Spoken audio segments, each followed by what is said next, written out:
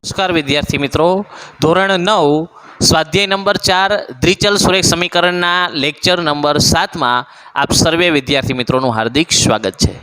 મિત્રો, આપણે કોયડા ઉકેલના સમીકરણના દાખલા કરી રહ્યા છીએ। લાસ્ટ લેક્ચર નંબર 5 અને 6 માં પણ આપણે બે જુદા જુદા દાખલાઓ શીખ્યા, બરાબર। લેક્ચર નંબર 5 માં ટેક્સી ભાડાવાળો દાખલો શીખ્યા। લેક્ચર નંબર 6 માં આપણે કપાયેલ અંતર બળ થયેલ કાર્યવાળો દાખલો શીખ્યા અને આજે આપણે એવો જ એક કોયડા ઉકેલનો દાખલો શીખીશું। એમાં સમીકરણ બનાવવાનું છે અને સમીકરણ બન્યા પછી તેના 3 ઉકેલ મેળવશું અને એ 3 ઉકેલ મેળવ્યા બાદ એને આપણે આલેખમાં દર્શાવશું, બરાબર। તો રકમ છે અહીંયા જોઈએ, સ્વાધ્યાય 4.3નો જ આ દાખલો છે। જેમ ઓલા અગાઉ દાખલા હતા એ તમારા ટેક્સ્ટબુકનો જ દાખલો છે, એમાં પણ તમે રકમ જોઈ શકશો। રકમ છે ધોરણ 9ની બે વિદ્યાર્થીઓ, બરાબર। જોજો, તમે ધોરણ 9માં છો એટલે તમારા જેવા જ બે વિદ્યાર્થીઓ છે, બરાબર છે। એક યામિની અને ફાતિમા, બંને બહેનો। યામિની અને ફાતિમાએ ભૂકંપગ્રસ્ત લોકો માટે, ભૂકંપગ્રસ્ત એટલે કે ભૂકંપ પીડિત, જેને ભૂકંપની અસર થઈ છે, નુકસાન થયું છે, એવા લોકો માટે પ્રધાનમંત્રી રાહત ફંડમાં સંયુક્ત રીતે 100 રૂપિયાનો ફાળો આપ્યો। એને બે ભેગા થઈને 100 રૂપિયા આપ્યા, બંને બહેનો યામિની અને ફાતિમા, બરાબર। બંને સંયુક્ત રીતે 100 રૂપિયા છે એ પ્રધાનમંત્રી રાહત ફંડની અંદર આપે છે। આ માહિતી આધારિત દ્વિચલ સુરેખ સમીકરણ લખો, એટલે કે આપણે એ માહિતીને આધારે સમીકરણ બનાવવાનું છે અને આ સમીકરણ આધારિત તમારે આલેખ દોરવાનો છે, બરાબર છે। અહીંયા બીજા કોઈ આપણે દાખલા નથી, જેમ આગલા દાખલાની અંદર આગલા લેક્ચરમાં આપણે જે દાખલો કર્યો એમાં આલેખ બનાવ્યા પછી આપણે બે દાખલા કર્યા હતા, બરાબર ને। અહીંયા એવું છે નહીં, માત્ર આલેખ દોરવાનો છે, પણ એના માટે પહેલા આપણે સમીકરણ બનાવવું પડશે। તો મિત્રો, ધારી લઈએ આપણે સૌપ્રથમ યામિની અને ફાતિમા બે બહેનો છે, બે બહેનોએ સંયુક્ત રીતે 100 રૂપિયા ફાળો આપ્યો છે। તો ધારી લઈએ કે ભાઈ ધારો કે યામિની બહેને યામિનીએ X રૂપિયા ફાળો આપ્યો,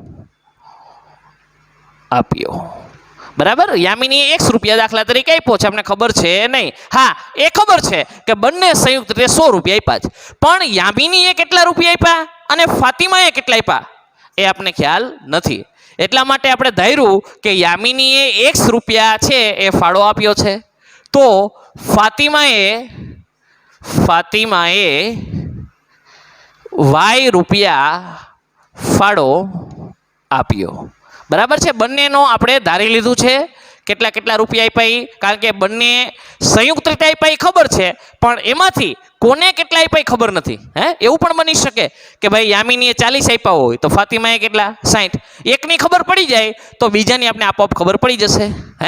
યામિનીએ છે એ 70 રૂપિયા આપ્યા હોય તો ફાતિમાએ કેટલા આપ્યા હોય 30 રૂપિયા, કારણ કે એ આપણે ખબર છે કે બંને ભેગા થઈને 100 રૂપિયા આપ્યા છે, એટલે એકના રૂપિયા આપણે ખબર પડે તો આરામથી બીજાના ઓટોમેટિક ખબર પડી જાય। તો ધારી લીધું કે ભાઈ યામિનીએ આપણે X રૂપિયા ફાળો આપ્યો છે અને ફાતિમાએ Y રૂપિયા।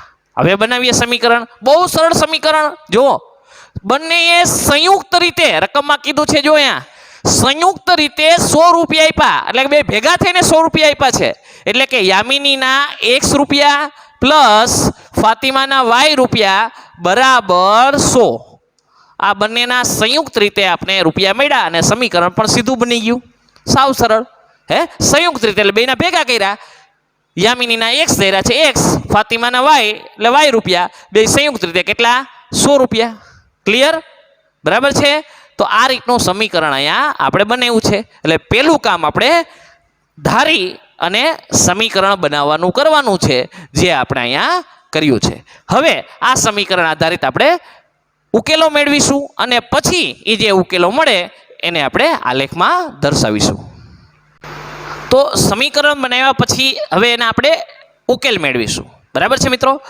હવેની પ્રોસિજર દર વખત જેમ સેમ જ છે, પણ મેન વસ્તુ છે સમીકરણ બનાવવું। એ દરેક દાખલા એ જુદું હશે, દરેક દાખલા એ અલગ હશે, બરાબર રકમને સમજવી પડશે અને સમજ્યા પછી એ સમીકરણ બનાવવાનું છે. એમાં જો નાની એવી મિસ્ટેક રહી જશે ને મિત્રો, તો પછીના દાખલાનો કોઈ જ અર્થ નથી. માટે સમીકરણ બનાવવાની જ અગત્યતા આ દાખલામાં છે. એટલે એની રકમ બરાબર વાંચજો, વાંચ્યા પછી જ એને સમીકરણ સ્વરૂપે દર્શાવજો અને દર્શાવ્યા પછી જોજો કે આપણે જે રકમ પ્રમાણે દર્શાવ્યું છે ને, બરાબર છે. એટલે ખાસ મોસ્ટ ઇમ્પોર્ટન્ટ કામ હોય તો સમીકરણ બનાવવું. તો આપણી પાસે બની ગયું છે કે બંને બહેનો યામિની અને ફાતિમા સંયુક્ત રીતે ફાળો 100 રૂપિયા આપે છે. તો આપણે ધાર્યું કે યામિની છે X રૂપિયા આપે છે, ફાતિમા છે Y રૂપિયા આપે છે. બંને સંયુક્ત રીતે એટલે કે X + Y બરાબર 100 રૂપિયા આપે છે એટલે બરાબર 100. એ સમીકરણ આપણે બનાવ્યું, બરાબર. હવે સમીકરણ આપણી પાસે છે X + Y બરાબર 100. લખી નાખું છું. સૌ પ્રથમ હું X બરાબર 20 ધારું છું. અહીંયા Y બરાબર ધારો તો ચાલશે, X બરાબર ધારો તો પણ ચાલશે. આપણે X મુજબ ધારીએ છીએ દર વખતે, એટલે X જ ધારીએ. અને કોઈ પણ રૂપિયા ધારી શકાય, પણ 1 રૂપિયો ને એવું ધારશું નહીં. 1 ધારશું તો ઓના કેટલા આવશે? 99 આવશે ને. તો કે યામિની બેન કઈ 1 રૂપિયો જ ખાલી આપશે? એવું બને? થાય ખરા, આલેખ પણ થશે, પણ આપણે દોરવામાં બહુ મુશ્કેલ પડી જાય. તમે X બરાબર 1 રૂપિયો લ્યો તો યામિની Y બરાબર કેટલા આવશે? 99. કારણ કે બંને સંયુક્ત રીતે 100 આપ્યા છે. તો X બરાબર 1 રૂપિયો લ્યો તો Y 99 આવે. તો તમે 99 સુધી દોડશો આલેખમાં YX ઉપર? શક્ય છે? એ પ્રમાણ માપ લેવું પડે ને એમાં પણ ઘણી બધી મુશ્કેલીઓ થાય. એટલા માટે 0 વાળું ફિગર રાઉન્ડ છે, એ ફિગર રાઉન્ડ લ્યો તો તમારો આલેખ દોરવાનું પણ કામ છે એ સરળ બને. એટલા માટે અહીં X બરાબર 10 લ્યો, 20 લ્યો, 30 લ્યો, 40 લ્યો, એમ 0 વાળું જે એકમનો શૂન્ય હોય ને એવો અંક લેશો ને તો આપણા માટે આલેખ દોરવો છે ને એ ખૂબ સરળ બનશે. અહીંયા 1, 2, 3 ને એવું ન લેતા. અત્યાર સુધીના આગલા 2 દાખલામાં આપણે એવું જ કર્યું ને. X બરાબર 1 લીધો, એ શક્ય હતું. કારણ કે એમાં Y આપણે નાનું મળતું હતું. Y છે કેવું મળતું હતું? નાનું મળતું હતું. બહુ તો 15 સુધી કે બહુ તો 20 સુધી. તે વેલિડ છે, આપણે આલેખમાં દર્શાવી શકીએ. પણ અહીંયા તમે જો 1 લેશો તો Y મેં કીધું એમ 99 આવશે. તો 99 દર્શાવવા આલેખમાં મુશ્કેલ પડે. તમારા બિંદુ સાચા મળશે, બિંદુનો કોઈ પ્રશ્ન નથી, બિંદુ તો સાચા જ આવશે, પણ આલેખમાં એ બિંદુ દર્શાવવા આપણા માટે મુશ્કેલી સર્જશે. માટે ખાસ ધ્યાન રાખજો કે ભાઈ આવો જ્યારે ફંડવાળો દાખલો છે, રૂપિયાવાળો દાખલો છે, 2 વ્યક્તિએ સંયુક્ત રીતે ફંડ આપ્યું છે અને એવા દાખલાની અંદર આપણે મોટો ફિગર છે 100 રૂપિયા, તો બરાબર છે 0 વાળું એટલે કે એકમનો અંક શૂન્ય હોય એવી સંખ્યા X બરાબર લેવાથી આપણને Y સરસ શૂન્યવાળો જ પાછો મળશે અને આપણે પ્રમાણ માપથી સરળ રીતે આ લેખમાં દર્શાવી શકશું. બરાબર છે. એટલા માટે મેં અહીંયા X બરાબર પહેલાં 20 લીધું છે. તમે કોઈ બી લઈ શકશો. અહીંયા મેં 20 લીધા છે. તો X બરાબર 20 છે, મૂકું છું. 20 + Y બરાબર 100. તેથી Y એમનેમ 100, 20 આ બાજુ પ્લસ છે, બરાબરની પેલી બાજુ જશે તો માઇનસ થશે. બરાબર, 20 પ્લસ છે, બરાબરની પેલી બાજુ જાય તો માઇનસ. તેથી Y બરાબર 100 માંથી 20 જાય તો 80. તો Y ની કિંમત 80 મળી. બરાબર, ક્યારે? તો કે X આપણે 20 લીધા ત્યારે Y 80. કે ભાઈ X એટલે કે યામિની 20 રૂપિયા આપે તો ફાતિમાએ કેટલા આપ્યા હોય? 80. ખ્યાલ આવી જાય સીધો. ત્યાર પછી પાછું સમીકરણ લખીએ. X + Y બરાબર 100. સંયુક્ત રીતે 100 રૂપિયા આપે છે. X કેટલા ધાર્યા છે? અહીંયા 40. મૂકીએ 40. 40 + Y બરાબર 100. રેડી? હવે 40 અહીંયા પ્લસ છે, બરાબરની પેલી બાજુ જશે તો કેવા થશે? માઇનસ. તેથી Y બરાબર 100. 40 અહીંયા પ્લસ છે, બરાબરની પેલી બાજુ જશે તો માઇનસ. તેથી Y બરાબર 100 માંથી 40 આપણે બાદ કરીએ એટલે કેટલા મળશે? 60. રેડી? તો Y ની કિંમત અહીંયા મળી 60. એટલે કે X આપણે 40 લીધા ત્યારે Y આપણને મળ્યા છે 60. રેડી? આ આપણને બીજો ઉકેલ મળ્યો. ત્યાર પછી ત્રીજો ઉકેલ આપણે મેળવીએ. તેમાં X બરાબર આપણે કેટલા લીધા છે? 60. તમે 80 પણ લઈ શકો, 70 પણ લઈ શકો, 50 પણ લઈ શકો. બરાબર, આ ધારેલી વસ્તુ છે. આપણે ખબર નથી કે ભાઈ યામિનીએ કેટલા રૂપિયા આપ્યા છે, એટલા માટે આપણે ધાર્યા છે. બરાબર છે કે ભાઈ યામિની દાખલા તરીકે 20 આપે તો ફાતિમા 80 આપવાના છે. કારણ કે બે ભેગા થઈને 100 આપ્યા છે એ ખબર છે, યામિની બેને કેટલા આપ્યા છે અને ફાતિમા બેને કેટલા આપ્યા છે એ આપણે ખ્યાલ નથી, બરાબર છે. એટલે આપણે ધાર્યું કે ભાઈ જો 20 આપે તો બેન 80 આપતા હોય, બરાબર. આમાં 40 રૂપિયા દાખલા તરીકે આપ્યા તો 60 રૂપિયા કોણ આપશે? ફાતિમા. બંને થઈને 100 થવા જોઈએ એ જરૂરી છે. નેક્સ્ટ આપણે ધાર્યું છે x બરાબર 60 રૂપિયા. સમીકરણ છે x પ્લસ વાય બરાબર 100. ચાલો સમીકરણ લખું. હવે સમીકરણમાં કિંમત મૂકીએ. x ની કિંમત કેટલી છે? 60. 60 પ્લસ વાય બરાબર 100. તેથી y બરાબર 100. આ 60 છે અહીંયા કેવા છે? પ્લસ છે. બરાબરની પેલી બાજુ જશે તો કેવા થશે? માઇનસ. તો 60 પેલી બાજુ જશે તો માઇનસ. તેથી y બરાબર 100 માંથી 60 જાય તો કેટલા વધશે? 40. બરાબર. તો જો x એટલે કોણ છે? યામિની બેન. યામિની બેન 60 રૂપિયા આપે તો y એ કોણ છે? ફાતિમા બેન. તો ફાતિમા બેન કેટલા રૂપિયા આપશે? 40. રેડી? બંને થઈને 100 થઈ. જો અહીંયા 20 ને 80 100 છે સંયુક્ત રીતે 100 રૂપિયા. અહીંયા 40 ને 60 100 છે સંયુક્ત રીતે 100 રૂપિયા. અને અહીંયા પણ 60 ને 40 100. સંયુક્ત રીતે બંનેને 100 રૂપિયા થવા જોઈએ, જે અહીં થાય છે. બરાબર છે. તો બહુ સરળ સમીકરણ, ખૂબ જ સરળ. જે આગલા સમીકરણો હતા એના કરતાં ઘણું બધું સહેલું સમીકરણ, કે બંનેના સંયુક્ત રીતે 100 રૂપિયા. એટલે એકના આપણે x ધાર્યા યામિની બેનના, અને ફાતિમા બેન છે ના y ધાર્યા. x પ્લસ વાય બરાબર 100 સમીકરણ બન્યું. અને આપણે ધારી લીધું. ધારવામાં પણ મેં કીધું ઉતાવળમાં આપણે 1 નહીં ધારી તો 1 ને 99, 2 ને 98, 3 ને 97 આવું થશે. અને એ સમીકરણ એ આલેખમાં દર્શાવો. વિચાર કરો કેટલું મુશ્કેલ બને. માટે ફિગર રાઉન્ડ મીન્સ એકમનો અંક શૂન્ય હોય એવા ધારવા. એટલે મેં અહીંયા 20, 40 ને 60 ધાર્યા છે, જેથી આપણે આલેખ સરળ રીતે અને સહેલાઈથી દર્શાવી શકીએ. એ પણ હમણાં આપણે જોશું. હવે આપણે જે બિંદુઓ પ્રાપ્ત કર્યા છે એને આલેખમાં દર્શાવશું.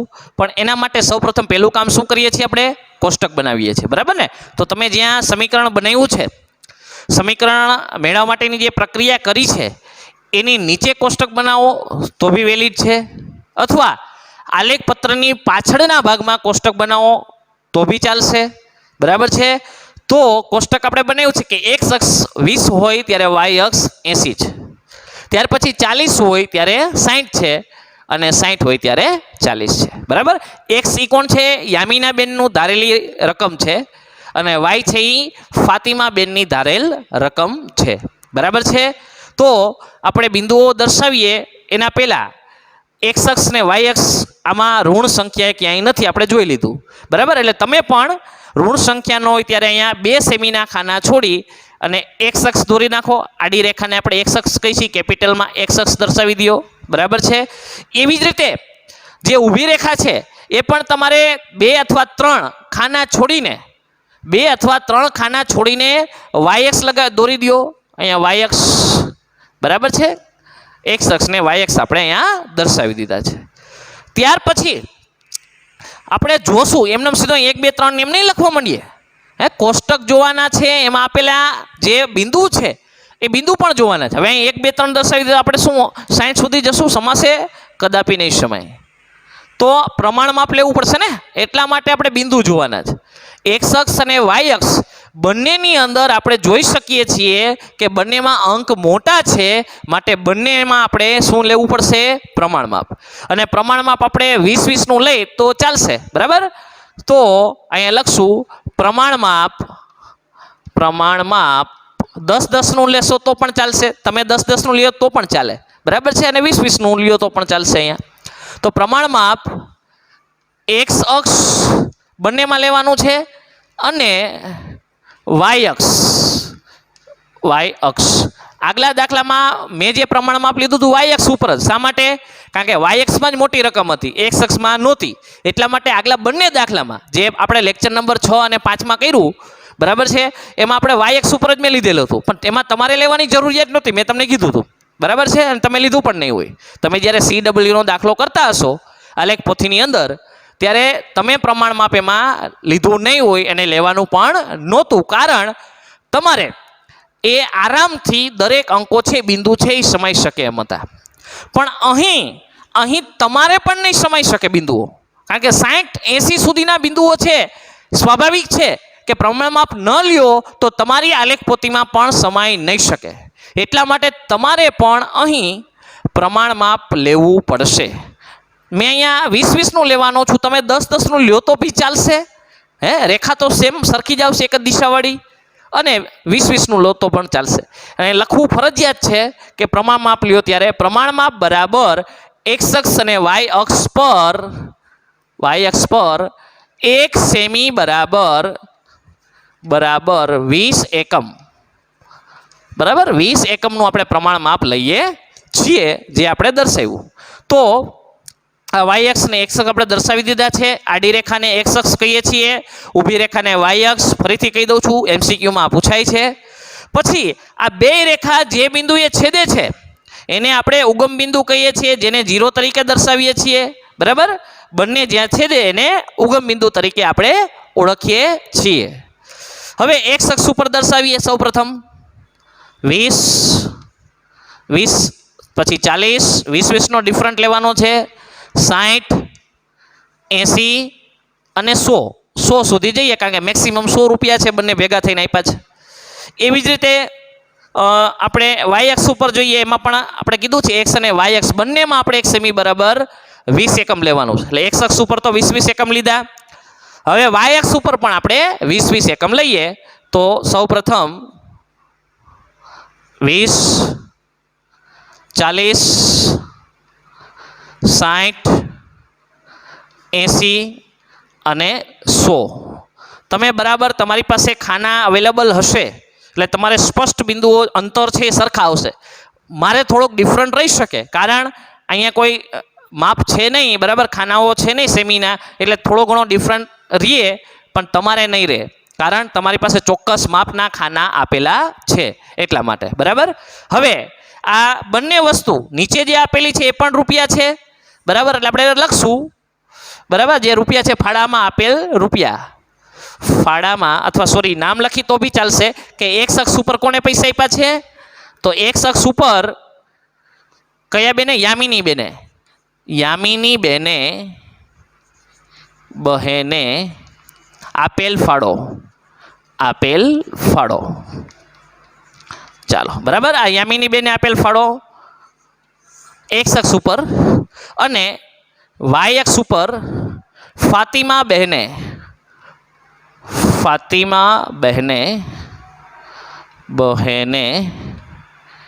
આપેલ ફાળો. રેડી? ઉપરથી થોડુંક લખીએ એટલે બરાબર સમાઈ જાય. યામિની બેને આપેલ ફાળો. યામિની નહીં, ફાતિમા, અહીંયા વાય બરાબર છે. ફાતિમા બહેને આપેલ ફાળો. રેડી? આ રીતે દર્શાવવું, કારણ આપણે ખ્યાલ આવે, બરાબર છે ને, પેપર ચેક કરવા વાળાને પણ ખ્યાલ આવે કે એક્સ અક્ષ ઉપર શું છે, કઈ વિગત છે, તો કે યામિની બેને આપેલો ફાળો. અને વાય અક્ષ ઉપર કઈ વિગત છે, તો કે ફાતિમા બેને આપેલો ફાળો. બરાબર છે? એ બે વસ્તુ છે એ આપણે શબ્દમાં નીચે લખવી. હવે આગળ અહીંયા આપણે માઇનસ બિંદુ એક દર્શાવી દઈએ. બરાબર, એટલે ખ્યાલ આવે કે અહીંયા માઇનસ બિંદુ છે, -1, અને વાય અક્ષ ઉપર પણ અહીંયા -1. રેડી? તમે બબે લીટી છોડીએ એટલે તમારે કદાચ -1 ને -2 સુધી દર્શાવી શકશો. એવી રીતે -1 ને -2 દર્શાવજો. ઓકે, હવે આપણું ફોર્મેટ બરાબર તૈયાર છે. પહેલું કામ બરાબર શાંતિથી આ ફોર્મેટ તૈયાર કરવાનું છે. બરાબર, જ્યારે પણ આલેખ દોરવા બેસો ત્યારે એક્સ અક્ષ, વાય અક્ષ, એના ઉપર જે બિંદુ દર્શાવવાના છે તે બિંદુ એ પણ ખાસ વિચારીને કોષ્ટક જોઈને, એટલે જ કોષ્ટક સામે રાખવું, નજર સામે. કારણ કે ખ્યાલ આવે આપણે પ્રમાણ માપ લેવાનું છે કે નહીં, પહેલાં એ વિચારવાનું. અહીંયા પ્રમાણ માપ લેવાનું તો એ વિચાર્યું, બરાબર છે. અને એક્સ અને વાય બંને અક્ષ ઉપર આપણે પ્રમાણ માપ લીધું છે, અને લઈ એ પાછું અહીં લખવાનું પણ છે કોર્નરમાં. બરાબર છે કે પ્રમાણ માપ બરાબર એક્સ અક્ષ અને વાય અક્ષ પર બંનેમાં સરખું છે, એટલે જુદું જુદું હોય તો જુદું જુદું લખવાનું કે એક્સ અક્ષ ઉપર આટલું અને વાય અક્ષ ઉપર આટલું. ખાલી એક ઉપર હોય તો એક ઉપર જ લખવાનું. અહીંયા બંનેમાં સરખું છે એટલે બંનેનું 20 એકમ લખ્યું છે, 1 સેમી, એક ખાનું બરાબર 1 સેમી, એટલે 1 સેમી બરાબર 20 એકમ. બરાબર, ઓકે. તો આપણું ફોર્મેટ તૈયાર. જે વિગત અહીંયા આપેલી છે, જો સાદા દાખલામાં વિગત ન હોય એટલે આપણે વિગત લખતા નહોતા, પણ વ્યવહારુ દાખલા કે કોયડા હશે, એ કોયડામાં તમને વિગત આપી કે x બરાબર તમે શું ધાર્યું છે અને y બરાબર શું ધાર્યું છે. એટલા માટે x ની વિગત છે એ નીચે લખો x અક્ષ પાસે, y ની y અક્ષ પાસે. ક્લિયર? હવે બિંદુ દર્શાવીએ તો જોવો જી, x અક્ષના કેટલા છે 20, તો x અક્ષ ઉપર 20 અને y અક્ષના 80, તો y અક્ષના 80 બંને ભેગા થશે અહીંયા, ત્યાં દર્શાવી દઈને નામ આપી દઈ એ બિંદુ. ચાલો રેડી, x અક્ષના 20 અને y અક્ષના 80 બંને ભેગા થયા, ત્યાં આપણે દર્શાવી દીધું છે. ત્યાર પછી x અક્ષના 40, તો x અક્ષના 40 અને y અક્ષના કેટલા છે 60, તો y અક્ષના 60, x અક્ષના 40 ને y અક્ષના 60 બંને ભેગા થશે, ત્યાં આપણે દર્શાવી દઈએ અને નામ આપી દઈએ બિંદુ બી. બરાબર, બે જે ચોકડીએ ભેગા થતા હશે ને, ત્યાં અહીંયા ચોખંડું હશે આપણે જે સેમીનું, અહીંયા ભેગા થાય છે તો ત્યાં બિંદુ દર્શાવવાનું છે, એ ધ્યાન રાખજો. ત્યાર પછી x અક્ષના 60 છે અને y અક્ષના 40, તો x અક્ષના 60 અને y અક્ષના 40 બરાબર બંને ભેગા થશે, ત્યાં દર્શાવી દઈએ બિંદુ સી. રેડી, પેલું છે x અક્ષના 20 અને y અક્ષના 80 બંને જે ચોકડીએ ભેગા થતા હતા ત્યાં દર્શાવ્યું. બીજું x અક્ષના 40 અને y અક્ષના કેટલા છે 60, તો x અક્ષના 40 અને y અક્ષના 60 બંને ભેગા થાય છે એ ચોખંડાના ખૂણામાં છે. તમે જોશો ને આ રીતે તમારે પરફેક્ટ સેમીના બોક્સ હશે, તમારે બહુ સરળ તરત જ ખ્યાલ આવી જશે. તરત જ, એટલે બંને જ્યાં ભેગા થાય છે ત્યાં દર્શાવવાનું છે કે ભાઈ x અક્ષના 40 છે, જો અહીંયા બીજામાં, અને y અક્ષના 60 છે, તો બંને ભેગા થાય છે અહીંયા આ જે સેમીનું બોક્સ છે ત્યાં કોર્નર ઉપર, ત્યાં બિંદુ દર્શાવી દો બી, નામ આપી દો. ત્રીજું x અક્ષના 60 છે 60 અને y અક્ષના કેટલા છે 40, તો બંને ભેગા થાય છે ત્યાં સી બિંદુ દર્શાવી દો. ચાલો, ત્રણેય બિંદુ થઈ ગયા. ત્રણેય બિંદુ થઈ ગયા પછી આપણે એને રેખા સ્વરૂપે દર્શાવી દેવાનું છે. તો રેખા સ્વરૂપે દર્શાવી દે, રેખા દોરો છે એ રેખા બંને અક્ષમાંથી, x અક્ષ અને y અક્ષ બંને અક્ષમાંથી પસાર થાય એવી આપણે રેખા દોરવાની છે. એટલે ખાસ ધ્યાન રાખશું. બરાબર છે, બંને રેખા આપણે ખાસ જે દોરીએ ત્રણેય બિંદુમાંથી અને બંને અક્ષમાંથી પસાર થાય એવી રેખા દોરવાની છે. બરાબર છે, એટલા માટે ખાસ ધ્યાન, અહીંથી દોરશો તો નહીં ચાલે, બરાબર ને, અહીંયા પૂરી કરશો તો પણ નહીં ચાલે. બંને અક્ષમાંથી પસાર થાય એવી જ રેખા આપણે દોરવાની છે. બરાબર છે, એટલે એ બાબતે ખાસ ધ્યાન રાખવું. એટલે ત્રણેય બિંદુ અને બે અક્ષને ટચ કરે તેવી આપણે રેખા દોરીશું. બરાબર, તો જોઈએ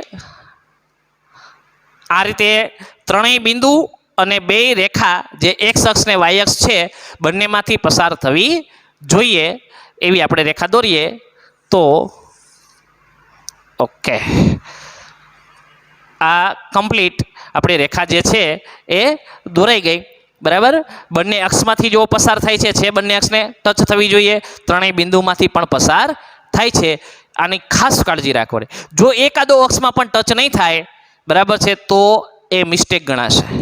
હવે જે સમીકરણ છે એ સમીકરણને આપણે લખી નાખીએ કે ભાઈ x + y બરાબર 100 રૂપિયા હતા.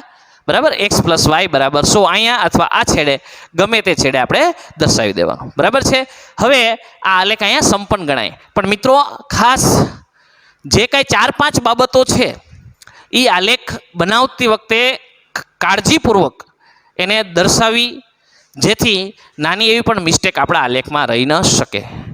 બરાબર, એક ખાસ x અક્ષ ને y અક્ષ જે દોરો છો એના નામ આપવાના. સેકન્ડ વસ્તુ, તમારે પ્રમાણમાં જો લીધું હોય તો એનો ઉલ્લેખ કરવો કોર્નરમાં. બરાબર છે, લીધું હોય તો, જરૂર હોય તો. આમાં આપણે x અને y બંને અક્ષમાં જરૂર હતી તો બંનેમાં આપણે પ્રમાણ માપ લીધું છે. આગલા દાખલામાં માત્ર y અક્ષની જરૂર હતી તો y અક્ષમાં લીધું. બરાબર, બે નંબરની વસ્તુ આ ધ્યાનમાં રાખવાની પ્રમાણ માપની. ત્રીજી વસ્તુ કે જે દાખલો છે વ્યવહારુ દાખલો કોયડો છે તો એમાં જે વિગત આપેલી હોય તો વિગતની સ્પષ્ટતા પણ કરવી, જેમાં એ કરી છે એ પ્રમાણે કે x ની કિંમત આપણે ધારી હતી કોની હતી, યામિની બેનની, અને y x ની કોની હતી, ફાતિમા બેનની. બરાબર છે, તો એનો પણ તમારે સ્પષ્ટ અહીંયા x અક્ષ ને y અક્ષ ઉપર ઉલ્લેખ કરવો. બરાબર. નંબર 4, જે બિંદુઓ દર્શાવો છો એ સ્પષ્ટ અને શ્યોર દર્શાવવા. કોષ્ટકમાં જોઈને કે ભાઈ એક્સ અક્ષના 20 છે અને વાય અક્ષના કેટલા છે 80, બંને ભેગા થાય છે ત્યાં ટચ કરો. જ્યાં સેમીનું ખાનું આવતું છે ને, ખાનાની અંદર નહીં, પણ એ બરાબર જે લીટી છે એ લીટી અને આ એ ખાનાનું કોર્નર ભેગું થાય છે ત્યાં. બરાબર છે. યામ ભૂમિતિમાં તમે શીખી ગયા છો એ પ્રમાણે તમારે ત્યાં બિંદુ દર્શાવવાના. એ રીતે દરેક બિંદુ દર્શાવો. પછી નંબર 5 બાબત જે મહત્વની છે કે જે રેખા બિંદુને જોડતી તમે દોરો છો એ રેખા બંને અક્ષ અને જેટલા બિંદુ છે બિંદુ બધામાંથી પસાર થાય એવી રેખા તમારે દોરવાની છે. જો અહીંયા બંને અક્ષમાંથી વાય અક્ષ એક્સ અક્ષમાં થઈ પસાર, ત્રણેય બિંદુમાંથી પણ થઈ પસાર. રેડી. આ નંબર 5 ધ્યાન રાખવાની છે. અને નંબર 6, રેખા દોરાઈ ગયા પછી આપણું જે સમીકરણ છે એ દર વખતે જે લખીએ છીએ એ પ્રમાણે લખવાનું છે. બરાબર. તો આટલી બાબતનું ધ્યાન રાખશો તો તમારો આલેખ છે સ્પષ્ટ અને સરળ રીતે તૈયાર થઈ જશે. તો મિત્રો આટલું કામ કમ્પ્લીટ કરો. સમીકરણ બનાવો, બનાવ્યા પછી એના ઉકેલ મેળવો. મિનિમમ 3 ઉકેલ. હજી ચોથો મેળવો હોય તો છૂટ છે, મેળવી શકો, પણ મિનિમમ 3 ઉકેલ દરેકમાં મેળવવા. ઉકેલ મેળવ્યા પછી સ્પષ્ટ રીતે આલેખમાં એ નિરૂપણ કરો. આટલું કામ કમ્પ્લીટ કરશો એટલે 5 માર્ક રોકડા આપને પ્રાપ્ત થશે. સેમ વસ્તુ ધોરણ 10માં પણ થવાની છે. એમાં બી આલેખ આવવાના છે. એટલા માટે તમે એક 10માનો પાર્ટ્સ એક ભાગ છે એ આજે આ ચેપ્ટરમાં તમે શીખી રહ્યા છો. બરાબર છે. તો મિત્રો આ સ્વાધ્યાયની અંદર આ સ્વાધ્યાય આપણે અહીંયા સંપન્ન કરી રહ્યા છીએ. આ સ્વાધ્યાયની અંદર આપણે જે કંઈ શીખા, સૌપ્રથમ તો સમીકરણ જે છે બરાબર, સમીકરણને બરાબર યોગ્ય સ્વરૂપમાં બનાવતા. પહેલી વસ્તુ આપણે એ શીખાતા કે સમીકરણ છે આપણે દ્વિચલ સુરેખ સમીકરણ બનાવવાનું હતું તો એ પ્રમાણિત નહોતું, એને પ્રમાણિત કર્યું. ઘટતું હતું. કોઈ ચલ ઘટતો હોય તો ચલ એમાં 0x મૂકીને, એક્સનું ચલ ઘટતો હોય તો 0x + 3y બરાબર જે કાંઈ આવતું હોય તે. એટલે સમીકરણને પ્રમાણિત બનાવતા પહેલાં શીખા. બરાબર. એક કામ એ શીખા છીએ. બીજી વસ્તુ આપણે કેની કિંમત શોધતા પણ શીખા. બરાબર. સમીકરણ આપ્યું એમાં કેની કિંમત આપણે શોધવાની હોય એ શોધતા શીખા છીએ. ત્યાર પછી આપણે આગળ વધ્યા તો બિંદુઓ શોધતા શીખા. ખાલી સમીકરણ તમને આપ્યું ને એના 4-5 બિંદુ મેળવવાના કીધા હોય એ મેળવતા શીખા. ત્યાર પછી બિંદુ આપ્યા હોય એને કીધું કે આ બિંદુ આ સમીકરણના છે કે નહીં ચકાસો. એવો પણ એક પ્રશ્ન આપણે હતો. લેક્ચર નંબર 2માં આપણે શીખી ગયા છીએ. બિંદુઓ આપેલા હતા અને બિંદુઓ આપણે સમીકરણમાં મૂકી અને જોયું કે ભાઈ એ બિંદુ છે એ સમીકરણના ઉકેલ છે કે નહીં, એ શીખા. ત્યાર પછી તમને આલેખ આપ્યો હતો અને આલેખને આધારે કયા બિંદુ છે ઓપ્શન આપ્યા હતા કે આ બિંદુ આ આલેખના છે કે નહીં એ પણ કરતા આપણે શીખા. બરાબર છે. અને લાસ્ટ છેલ્લા 3 લેક્ચરથી એટલે કે લેક્ચર નંબર 5, 6 અને 7 3 લેક્ચરમાં આપણે એક દાખલો જ કર્યો છે. કારણ એ દાખલો 5 માર્કનો, એમાં 3 પ્રોસિજર હતી.